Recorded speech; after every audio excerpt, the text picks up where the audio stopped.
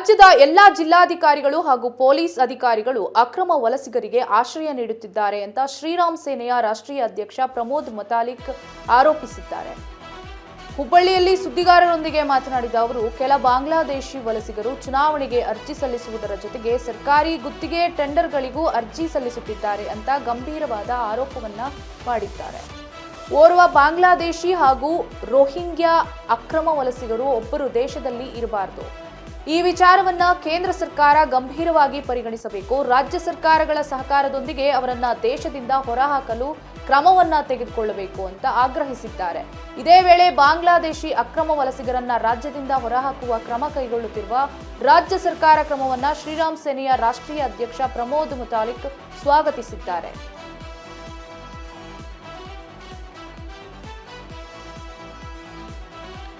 ಶ್ರೀರಾಮ್ ಸೇನೆಯ ರಾಷ್ಟ್ರೀಯ ಅಧ್ಯಕ್ಷ ಪ್ರಮೋದ್ ಮುತಾಲಿಕ್ ರಾಜ್ಯದ ಎಲ್ಲಾ ಜಿಲ್ಲಾಧಿಕಾರಿಗಳು ಹಾಗೂ ಪೊಲೀಸ್ ಅಧಿಕಾರಿಗಳು ಅಕ್ರಮ ವಲಸಿಗರಿಗೆ ಆಶ್ರಯ ನೀಡುತ್ತಿದ್ದಾರೆ, ಅವರನ್ನ ಹೊರಹಾಕಬೇಕು ಅಂತ ಆಗ್ರಹವನ್ನ ಮಾಡಿದ್ದಾರೆ.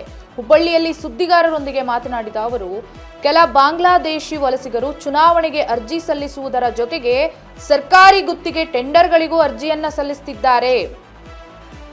ಈ ರೀತಿಯಾದಂಥ ಗಂಭೀರ ಆರೋಪವನ್ನ ಮಾಡಿದ್ದಾರೆ. ಓರ್ವ ಬಾಂಗ್ಲಾದೇಶಿ ಹಾಗೂ ರೋಹಿಂಗ್ಯಾ ಅಕ್ರಮ ವಲಸಿಗರು ಒಬ್ಬರು ದೇಶದಲ್ಲಿ ಇರಬಾರದು. ಬಾಂಗ್ಲಾದೇಶಿಗರು ಹಾಗೂ ರೋಹಿಂಗ್ಯಾ ಅಕ್ರಮ ವಲಸಿಗರು ದೇಶದಲ್ಲಿ ಇರಬಾರದು.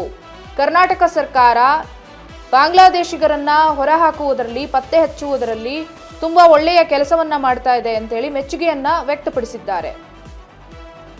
ಕೇಂದ್ರ ಸರ್ಕಾರ ಕೂಡ ಅದನ್ನ ಮಾಡಬೇಕು, ಬಾಂಗ್ಲಾದೇಶಿಗರನ್ನ ದೇಶದಿಂದ ಹೊರಹಾಕುವ ಕೆಲಸವನ್ನ ಕೈಗೊಳ್ಳಬೇಕು ಅಂತ ಹೇಳಿ ಶ್ರೀರಾಮ ಸೇನೆಯ ರಾಷ್ಟ್ರೀಯ ಅಧ್ಯಕ್ಷ ಪ್ರಮೋದ್ ಮುತಾಲಿಕ್ ಆಗ್ರಹವನ್ನ ಮಾಡಿದ್ದಾರೆ.